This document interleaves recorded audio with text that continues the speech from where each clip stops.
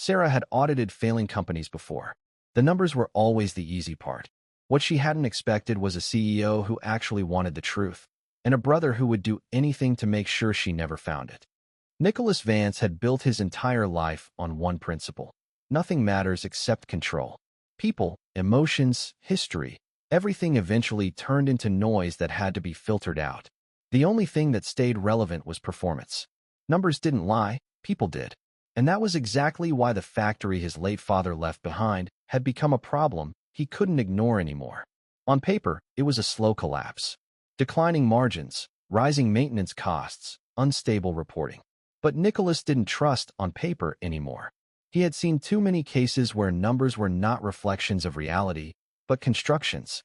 And this one felt too clean in its decline, too consistent, like someone had been carefully pushing it toward failure without letting it break too early. That was why he didn't assign an internal audit team. Internal teams always carried bias, loyalty, memory. Instead, he brought in someone who had none of that attached to his name or his company. Sara Hale. She wasn't famous in the public sense, but inside corporate investigation circles, her name had weight. She didn't save companies. She didn't destroy them either. She simply exposed what was already there, even if no one wanted to see it. That made her dangerous in a different way than most consultants Nicholas worked with. She couldn't be steered easily. She didn't adapt her conclusions to fit expectations. Their first meeting took place in Nicholas's office. It was a space designed for psychological advantage without needing to say it out loud. Everything was minimal. Clean surfaces. No personal objects. Even the silence in the room felt structured. Nicholas was already there when she arrived. The door opened, and Sara walked in without hesitation. No scanning of the room. No reaction to the size of the office or the city view behind him. That alone caught his attention more than he expected. Most people paused when they entered that space. Most people adjusted themselves immediately, even if only slightly. She didn't. Nicholas didn't greet her immediately. He watched her instead, not in an aggressive way, but in a way that measured distance. She stopped a few steps inside the room and waited. Not impatient, not submissive, just ready. Sara Hale, he said finally. She gave a small nod. Nicholas Vance.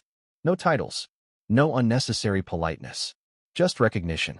He gestured toward the seat across from his desk, but she didn't rush to take it.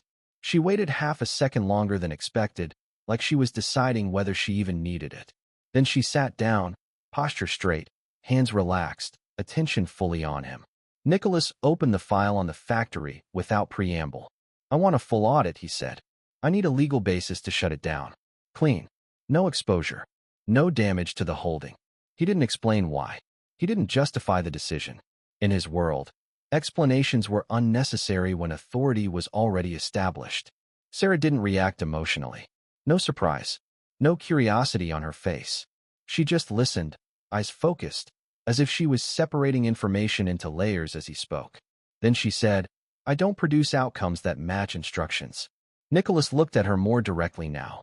She continued, voice steady. I produce findings. If the data supports closure, I will state it. If it doesn't, I will state that instead. Nothing will be adjusted to fit an expectation. That should have been a standard disclaimer.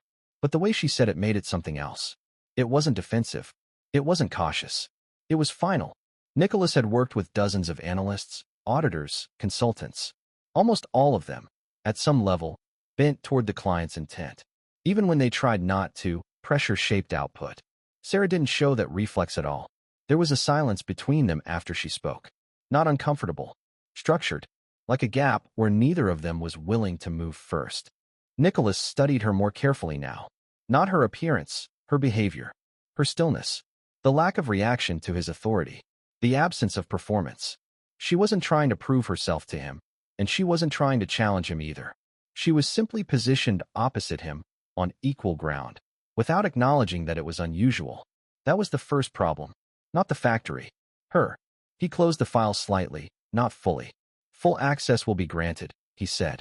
No restrictions. Sara nodded once. Then I will start immediately. No extra questions. No attempt to extend the conversation.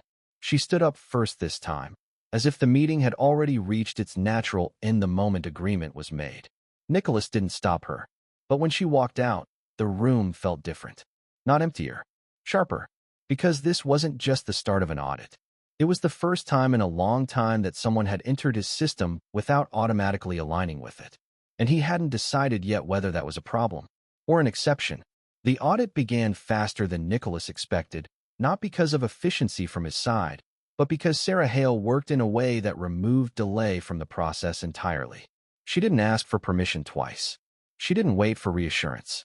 The moment access was granted, she entered the factory's financial systems like she already knew where the pressure points were.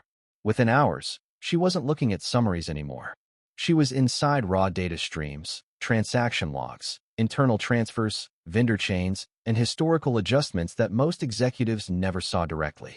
At first, Nicholas observed from a distance. He didn't interfere. That was part of the agreement. But what he noticed early was not just her speed, but her pattern recognition. She didn't jump between data points randomly. She followed distortions. Every inconsistency in the records acted like a signal to her, and instead of smoothing them out or dismissing them as noise, she pulled on them harder. 2 days into the audit, she requested a meeting. She didn't frame it as an update. She framed it as a necessary clarification. They met again in his office. Same environment, same silence, but something in the dynamic had already changed. The investigation was no longer theoretical. It had weight now. Sarah placed a few printed summaries on the table, but she didn't present them like a report. She placed them like evidence. The factory isn't simply underperforming, she said. It's being structured to look like it is. Nicholas didn't respond immediately. He looked at the documents first, then at her. Explain, he said. Sarah didn't soften anything. She pointed to specific lines in the data, showing repeated cost inflation patterns in maintenance contracts, abnormal internal transfers between subsidiaries, and timing gaps that didn't match operational reality. It wasn't one mistake. It was repetition, consistency across time. This isn't random mismanagement, she said. This is directional pressure. Someone has been systematically reducing reported value while keeping real output stable. Nicholas stayed silent for a moment longer than usual, not because he didn't understand, but because he understood too well what that implied. If she was right, then the factory wasn't failing. It was being made to fail on paper, and that meant someone inside the system had been shaping that narrative deliberately. He leaned back slightly. "I still on the data. Can this happen without visibility at executive level?" he asked. Sarah shook her head once. Not at this scale. That was the point where the problem stopped being financial and started becoming structural. Nicholas didn't show reaction, but internally the variables shifted. The decision he had been building toward, liquidation, was no longer clean. It was now tied to intent, and intent meant conflict inside his own organization. Sarah continued working without waiting for his emotional processing. That was something he noticed about her. She never paused the system for interpretation. She just kept moving through it. Over the next days, her presence in the company expanded beyond the original scope of the audit. She wasn't just checking numbers anymore. She was mapping relationships between departments, tracing approval chains, and identifying where financial decisions consistently converged before diverging into unexplained losses. Nicholas watched her occasionally from a distance during internal reviews. She didn't behave like someone trying to impress him or challenge him. She behaved like someone solving a closed system that refused to admit it was already compromised. And the more she uncovered, the more unstable his original certainty became. At one point, late in the evening, she stayed longer than the rest of the team. The building was quieter than usual. Most employees had already left. She was still in a conference room surrounded by screens and printed records, cross-checking discrepancies. Nicholas entered without announcement. She didn't look surprised. "I found a pattern," she said immediately. He didn't sit. "Show me." She stepped aside, clearing the space so he could see the illuminated flow of the parallel control system. A chain of financial movements, repeated across months, always following the same structural flow. The factory wasn't just being drained. It was being positioned. "Someone is isolating it financially," she said, making it statistically unattractive while preserving operational output. Nicholas studied the pattern. The longer he looked, the more obvious it became that this wasn't decay. It was design. "Who benefits?" he asked. Sarah didn't answer immediately. "I don't have full attribution yet," she said. "But the structure suggests internal origin. High-level access." That changed the shape of the problem entirely. Because now the factory wasn't just a decision point. It was a battlefield inside his own corporate structure, and he didn't yet know who had been shaping it from the shadows. And for the first time, Nicholas didn't control the direction of the outcome. Sara did not stop there. She simply moved to the next layer of data, as if the fact that everything was now unstable didn't affect her focus at all. And that difference between them, the fact that she adapted to truth, while he had been operating on assumption, was starting to matter more than he expected. Nicholas first noticed something was wrong not in the numbers, but in behavior. The factory case was supposed to remain internal, controlled, clean. Yet someone else was already reacting to it before conclusions were even formed. That alone meant the situation was leaking beyond his intended boundary.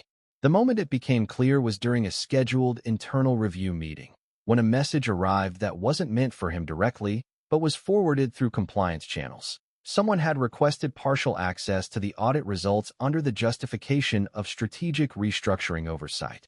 The request carried a signature Nicholas recognized immediately: Richard Vance, his older brother. Richard was not part of Nicholas's operational structure. He had no formal authority over the audit, but he had history inside the company, and history was often more dangerous than hierarchy. Nicholas didn't respond to the request. He simply denied it through legal department channels. Clean, silent, final. But within hours, Sara noticed the shift in external pressure. "You have internal interference," she said during their next exchange, without asking it as a question. Nicholas didn't deny it. "My brother." That was the first time Sara showed something close to interest, though it wasn't emotional. It was analytical. "Does he have access to financial oversight systems?" "Yes," Nicholas said. Historically, that was enough for her to understand the risk. Richard Vance wasn't like Nicholas in execution. Where Nicholas was direct and controlled, Richard operated through proximity, influence, and gradual corruption of systems rather than direct command. He didn't break structures. He rewired them from inside until they stopped behaving as intended. 2 days later, Sara received a separate communication attempt, not through Nicholas's channels, but through an indirect corporate contact network. It was subtle, framed as consulting interest, but the financial incentive attached to it made the intent clear. She reported it immediately. "Your brother is trying to redirect me," she said. Nicholas read the message once. Then again. "What did he offer?" he asked. Sara's expression didn't change. "A different conclusion path. And compensation." Nicholas didn't react outwardly, but internally the situation sharpened. Richard wasn't trying to stop the audit. He was trying to control its outcome. That changed everything, because it meant the factory wasn't just a liability anymore. It was a lever, and someone else had already been using it. Nicholas stood by the window, but the city below looked like a fractured circuit board. He realized he wasn't just tracking a thief. He was tracking a reflection of his own methods, used against him. The silence in the room, which usually felt like power, now felt like a vacuum. When he finally spoke, his voice carried a weight that wasn't just professional. It was a recognition of a crack in his own armor. "Do not engage with him again." "I didn't," she said. "I documented it." That distinction mattered. Over the following days, Richard escalated indirectly. He didn't confront Nicholas.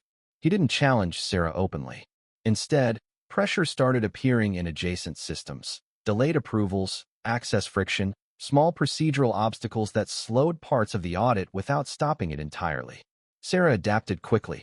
She bypassed, rerouted, documented every obstruction. But the pattern was clear. This was not resistance. This was control testing. The friction peaked when Sara attempted to access the encrypted server logs for the final quarter. The system didn't just deny her. It triggered a recursive delete command, an automated scorched earth protocol. She had to isolate the hardware manually, physically bypassing the internal network to save the fragments before they vanished. It was the first time she looked tired, her fingers moving across the keys with a frantic precision that matched the stakes. Nicholas began watching Richard more closely. Not directly, but through internal data movement. And what he saw was not simple interference. It was positioning. Richard was preparing narrative control, not operational control. He was shaping perception inside the company before conclusions were finalized. One evening, Sara stayed late again, working through layered transaction networks. Nicholas entered without announcement. She didn't look up immediately. "He's not acting alone," she said before he even spoke. Nicholas stopped. "What makes you say that?" The consistency of interference, she replied. It's coordinated. Too clean for one person. That was the moment the conflict expanded beyond family. Nicholas didn't like what that implied, because it meant the factory situation was no longer isolated. It was connected to something larger inside the corporate structure itself. Richard was not defending the factory. He was defending what the factory could expose. It was a liquidation play. By driving the factory's valuation into the ground, Richard had positioned a shell company to buy the assets for a fraction of their worth, effectively stealing a core piece of the legacy out from under Nicholas's feet to build his own independent capital. Nicholas finally sat down across from Sara, for the first time not as the one assigning work, but as the one reacting to it. What do you need to confirm origin? He asked. Sara looked at him directly. Full internal movement logs, she said, and unrestricted access to executive-level transfer history. Nicholas didn't answer immediately, because granting that access meant exposing layers of his own organization that had never been reviewed at that depth. But refusing it meant stopping the investigation at exactly the point where it mattered most. And for the first time since the audit began, Nicholas wasn't deciding whether to continue. He was deciding how deep he was willing to let it go. Nicholas didn't like ultimatums. In his world, ultimatums were what people used when they were no longer in control of the structure beneath them. But what Sara Hale placed in front of him wasn't emotional pressure. It was procedural necessity. If she was right, then stopping now would not just mean losing clarity on the factory. It would mean leaving an entire internal mechanism of manipulation untouched. And Nicholas did not leave systems unresolved. He authorized full executive-level access. Not immediately, and not publicly. Quietly. Through restricted channels that bypassed unnecessary visibility, but still opened the deepest layers of internal financial movement. It was the kind of access that didn't exist for most employees. And even within his own company, very few people knew it could be granted at all. Sara didn't comment when she received it. She simply started working. But now the scale of her investigation changed. Before, she was tracing distortions in one factory. Now she was tracing structural decisions across multiple layers of the holding. Internal transfers that connected departments that were never supposed to interact. Financial corrections that aligned too neatly with strategic shifts that had occurred over the past year. And at the center of the pattern, Richard Vance appeared more often than he should have. Not always directly. Sometimes through approvals. Sometimes through timing. Sometimes through decisions that were signed off in his name, but processed through indirect authority chains. Sara didn't rush the conclusion. She built it carefully, layer by layer, until the structure stopped looking like coincidence and started looking like design. One evening, she called Nicholas into the analysis room without delay. When he arrived, she didn't greet him. She turned the screen toward him immediately. This is not just interference, she said. Nicholas looked at the data. The network was now fully mapped. Financial flows, approval chains, timing overlaps. It wasn't a theory anymore. It was a structure. What am I looking at? He asked. Sara didn't soften it. A parallel control system inside your company. Nicholas stayed silent. She continued. Your brother is not only influencing the factory. He is using it as a pressure point inside a larger internal mechanism. If this structure continues unchecked, he will have influence over multiple asset decisions without direct authority. That sentence shifted the entire situation, because it meant Richard was not trying to win a single conflict. He was building a second layer of control inside Nicholas's own organization. Nicholas leaned closer to the screen. His expression didn't change, but the silence around him became sharper. Can you prove intent? He asked. I can prove structure, Sara said. Intent is inferred from repetition and direction. That distinction mattered in law, but in reality, it mattered even more. Because structure was harder to deny than accusation. Nicholas stood up slowly and turned away from the screen for a moment. His mind wasn't on the factory anymore. It was on the architecture of his own company, on how much of it had been touched without his full awareness. When he spoke again, his voice was lower. Continue. Sara nodded once. No hesitation. No emotional reaction. But now something had changed between them. It wasn't just investigator and client anymore. It was two people standing inside the same system, realizing that the system itself had already been compromised, and neither of them had seen the full shape of it yet.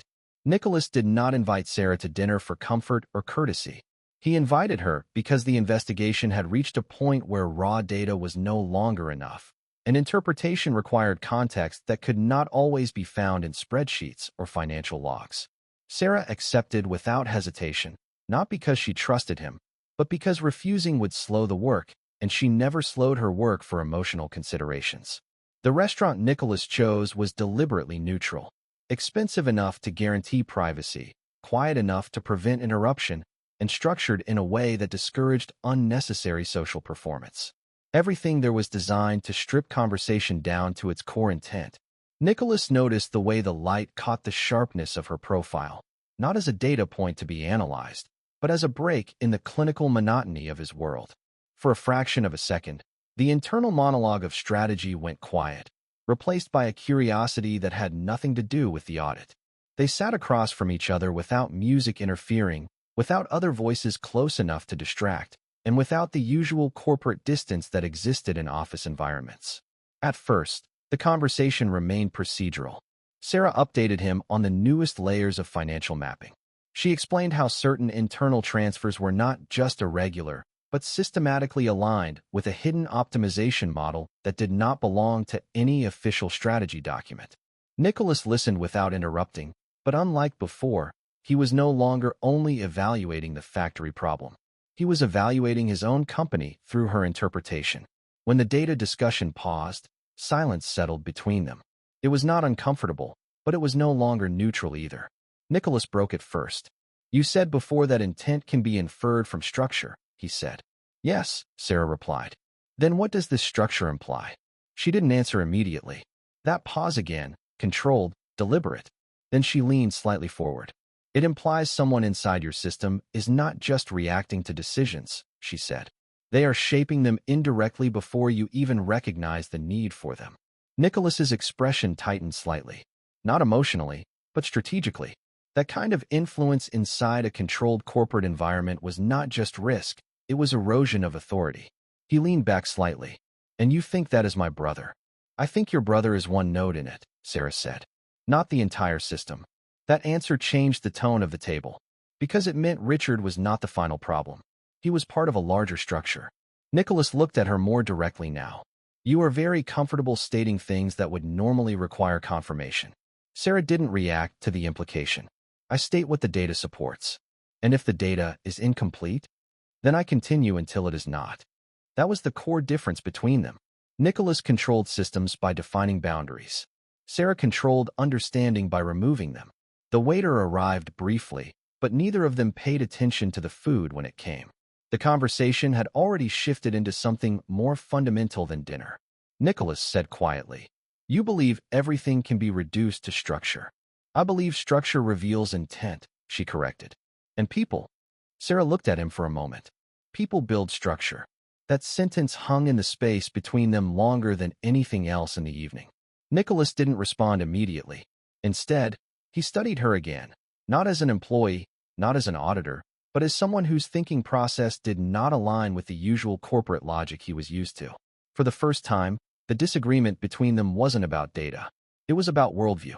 Later, as the dinner continued, the discussion shifted back to practical matters, but something had already changed. The boundary between professional distance and intellectual confrontation had weakened. Every argument now carried a secondary layer: challenge, recognition, resistance. At one point, Sara reached for a document on the table at the same time Nicholas did. Their hands almost touched. It was not intentional from either side, but it created a pause neither immediately broke. Just a fraction of time where awareness shifted from analysis to presence.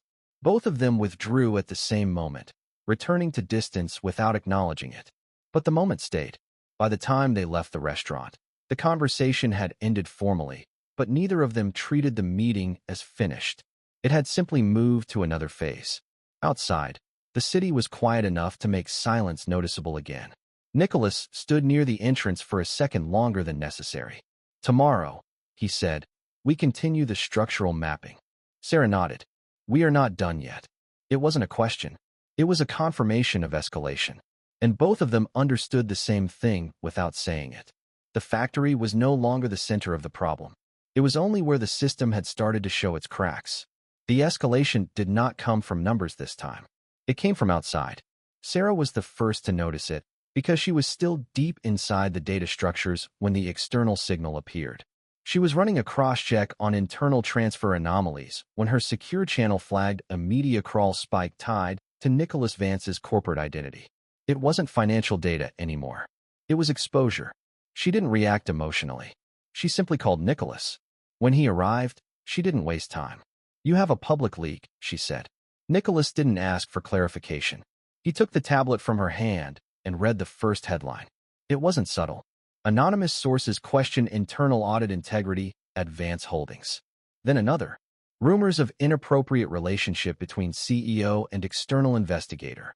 Nicholas didn't move for a moment. Not because he was surprised, but because he immediately understood the structure behind it. "This is not reporting," he said quietly.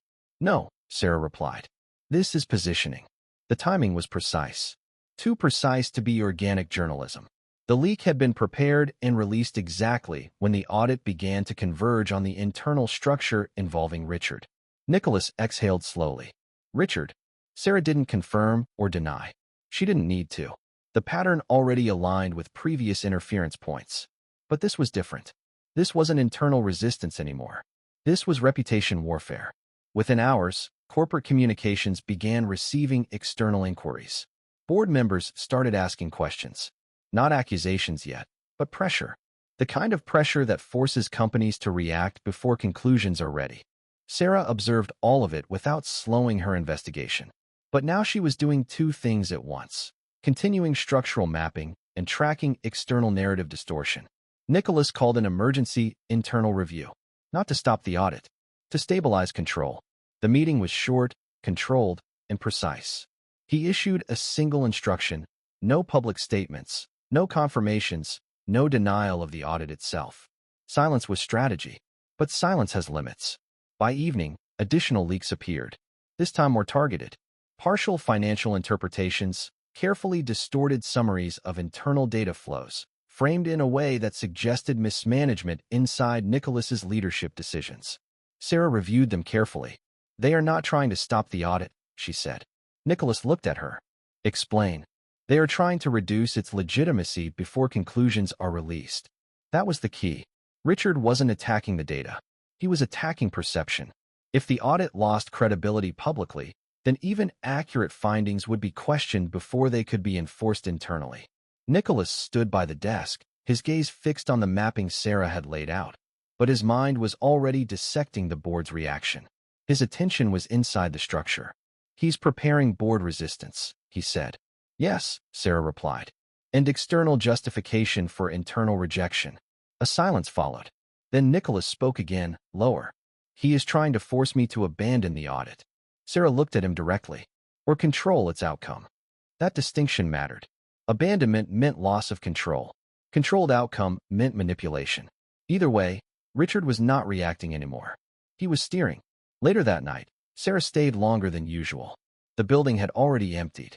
Only their floor remained active. She was isolating financial pathways that now needed to be matched against communication leaks. Nicholas entered without announcement again. She didn't look up immediately. "They are connected," she said before he spoke. "Financial structure and media releases," Nicholas said. "Yes." She turned the screen toward him. Same timing pattern. Same directional pressure. One system supports the other. Nicholas studied it. "This is coordinated." Sara nodded. "At minimum, 2 layers. Possibly more." That was when the situation expanded again. Because now it was no longer just internal corruption. It was a hybrid system. Financial manipulation feeding narrative manipulation feeding structural control. Nicholas finally spoke. "Can you isolate origin?" "I can trace influence nodes," she said. "But attribution will require deeper executive-level movement data." Nicholas didn't answer immediately, because granting that level of access meant exposing the deepest internal corridors of his organization. And once that layer was opened, there was no returning to partial visibility. He looked at Sara. "Continue," he said. And for the first time, it wasn't just an order. It was a commitment to going all the way down. The moment Nicholas said continue, the investigation stopped being just an audit of a factory or even a detection of internal interference. It became something larger, something structural enough to threaten the stability of the entire holding system. Sara didn't comment on the shift. She simply adapted, as she always did, moving deeper into the data without hesitation. But what she found this time didn't just expand the problem. It redefined it.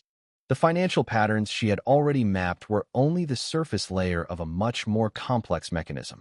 Beneath them, she discovered a secondary logic, an internal restructuring model that didn't match any official corporate strategy. It was subtle, distributed, and built in a way that avoided direct detection. Decisions didn't originate from a single source. They emerged through interconnected approvals, distributed authority points, and carefully timed internal validations that made every major financial shift appear natural. Except it wasn't natural. It was engineered. When she called Nicholas into the analysis room again, she didn't start with explanation. She started with conclusion. "This isn't just interference anymore," she said. Nicholas looked at the data without speaking. "This is controlled reconfiguration of your company's decision structure." That sentence landed differently, because it meant someone wasn't just influencing outcomes. They were shaping how outcomes were even formed. Nicholas slowly sat down across from her for the first time in a way that wasn't controlled dominance, but forced alignment with the problem. "Can you isolate the central decision node?" he asked. Sara shook her head once. "Not yet. The system is distributed on purpose. There is no single point of origin in the visible structure." Nicholas stayed silent for a moment. Then he said, "So we are dealing with something designed to hide its own authority." "Yes," Sara replied. That was the turning point, because it meant the enemy was not just Richard anymore. Richard was only a visible layer of a deeper mechanism. And Nicholas realized something he didn't like admitting even internally. If the system was this well-constructed, it had been operating inside his organization long before the factory became a target. Later that night, the tension between them shifted again, but not through emotion, through necessity. Sara remained focused on reconstruction models, while Nicholas began re-evaluating internal trust structures inside his own company. For the first time, he wasn't deciding what to do next. He was deciding what he had already missed. At some point, Sara spoke without looking away from the screen. "If this continues, you will lose control over multiple assets without direct confrontation." Nicholas answered after a short pause. "I already have." That admission changed the tone in the room. Not because it was weakness, because it was recognition of scale. For the first time, Nicholas stopped treating the situation as something he could solve quickly. Instead, he began treating it as something that had already evolved beyond standard corporate conflict resolution. The next morning, Nicholas made a decision that changed the operational structure of the investigation. He removed internal limitations. Not publicly, not visibly, but structurally. He authorized Sara to access everything required to map executive-level movement history across multiple divisions of the holding, including legacy systems that had never been fully audited. When she received confirmation, she finally looked at him directly. "This will expose everything," she said. Nicholas replied, "That is the point. It wasn't trust yet, but it was alignment under pressure." And for the first time since the audit began, Sara understood something important about him. Nicholas didn't fear exposure of the system. He feared losing control of reality itself. And now he was willing to risk it. The board meeting was not supposed to be a battlefield. Officially, it was a scheduled review of internal restructuring progress and financial risk assessment. In reality, it had become the final convergence point of everything that had been building beneath the surface for weeks. Nicholas knew at the moment he entered the room. The atmosphere was different. Not openly hostile, but calibrated. People were watching him more than usual, speaking less freely, measuring every reaction. The leaks had already done their work. The narrative was partially shaped before he even spoke. Sara stood slightly behind him, not as an accessory, but as a separate authority within the room.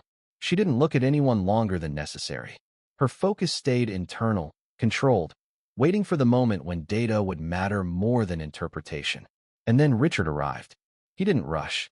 He didn't show tension. He entered like someone who believed the outcome was already secured. That confidence alone was a message. "Let's proceed," one of the board members said. The meeting began. At first, it followed structure. Financial summaries were presented. Operational updates reviewed. Standard language, standard flow. But underneath it all, everyone in the room understood that this was not about routine governance anymore. It was about control of interpretation. Then Richard spoke. He didn't accuse directly. He didn't need to. He framed the situation as risk exposure. An audit conducted under unclear motivational conditions. External influence. Potential conflict of interest. And then, carefully, he introduced the leaked narrative, without explicitly endorsing it, but without rejecting it either. It was enough. The room shifted slightly. Nicholas watched him without interrupting. When Richard finished, there was a pause. A deliberate one, waiting for response. Nicholas turned slightly, and then he said, "Sara." That was the only signal she needed. She stepped forward. The room didn't expect that. Sara didn't start with defense. She started with structure. She projected the first set of reconstructed financial flows onto the board display. Clean, direct, undeniable. Not interpretations. Patterns. Movement. Repetition. This is the factory's actual operational output, she said. Then she overlaid the manipulated reporting structure. This is how it was represented internally. A shift in attention happened immediately. The board members stopped looking at Nicholas and started looking at the data. Sara continued. What you are seeing is not underperformance. It is engineered degradation of reported value. Richard's expression changed slightly. Not panic. Adjustment. But Sara wasn't finished. She moved to the next layer. Internal transfer chains. Timing manipulations. Approval routing anomalies. Each layer reinforcing the same conclusion. The factory was not failing naturally. It was being positioned to fail. And then she paused. For the first time, the silence stretched. This structure, she said, does not originate from operational error. She looked at the board directly. It originates from controlled internal manipulation. That was the moment the room changed. Because now it wasn't about interpretation anymore. It was about attribution. Richard spoke quickly. This is speculative reconstruction. Correlation is not proof of intent. Sara didn't react to the challenge emotionally. Instead, she adjusted the brightness of the display, a mechanical gesture that underscored her indifference to his tone. She simply opened the next dataset. Executive-level transfer history. The room went quiet. Nicholas watched as she highlighted patterns that aligned too precisely with decision nodes connected to Richard's influence pathways. Not direct signatures, but structural alignment. Timing, direction, repetition. And then she said it clearly. This is consistent with coordinated internal steering. Richard finally lost his composure slightly. This is being misrepresented. But the board was no longer looking at him the same way. Nicholas remained silent throughout most of it.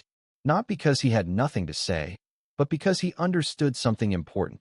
This was no longer about argument. It was about collapse of narrative control. When Sara finished, the room didn't move immediately. It absorbed. Then one board member spoke carefully. Are these findings verified independently? Nicholas answered before Sara did. Yes. That single word changed the weight in the room. Because it didn't sound like defense. It sounded like final confirmation. Richard looked at Nicholas now directly. For the first time, the confidence was thinner. This company will fracture if you proceed with this interpretation, he said. Nicholas finally spoke. Then it fractures on truth. Silence followed. Not dramatic. Structural. And in that silence, the decision was no longer uncertain. The board didn't need persuasion anymore. They needed time to process inevitability. Richard realized it too late. The structure he had been building inside the company was no longer hidden. It was exposed in full alignment. And Nicholas didn't look at him with anger. Only resolution. Because the war was no longer about control. It was about removal of illusion. And for the first time, Richard no longer had leverage over perception itself. The aftermath of the boardroom was not loud. It didn't need to be. The damage had already been done in silence, in data, in structure collapsing under its own exposure. Richard tried to regain control immediately after the meeting ended, moving through private channels, attempting to reframe the narrative inside the board's internal communication loop. But the problem was no longer access. It was credibility. Once Sara's reconstruction was accepted as structurally valid, every secondary argument Richard made became noise against a confirmed system. Nicholas didn't follow him immediately. He stayed in the room after everyone else left, watching the empty board table as if still processing the final alignment of events. Sara stood near the projection wall, quietly shutting down the data displays one by one. No celebration. No emotional release. Just completion of function. After a few minutes, Nicholas spoke. He will try to exit through damage control. Sara didn't look at him. He already is. Nicholas nodded slightly. He understood the pattern now. Richard didn't operate through confrontation when exposed. He shifted into preservation mode, minimizing personal consequence, redirecting accountability, and attempting to fragment responsibility across systems. But this time, the structure around him was too tight. Nicholas finally moved, not toward the exit, but toward enforcement. By the time Richard attempted to re-enter internal negotiation channels, the response was already locked. Board authority had shifted. Access rights were restricted. Decision pathways were no longer under his influence. It wasn't a dramatic removal. It was a systematic decoupling from control mechanisms he had quietly embedded over time. When Richard realized this, he didn't fight publicly. He adapted. He requested a private meeting with Nicholas. It happened in a smaller room this time. No board. No screens. Just two brothers and the absence of the structure Richard had been using as leverage for years. For a moment, neither spoke. Then Richard broke it first. "You let her rebuild everything," he said. Nicholas didn't respond immediately. "You didn't stop it." Nicholas finally answered, calm. There was nothing to stop. That sentence landed heavier than confrontation, because it implied inevitability. Richard leaned slightly forward.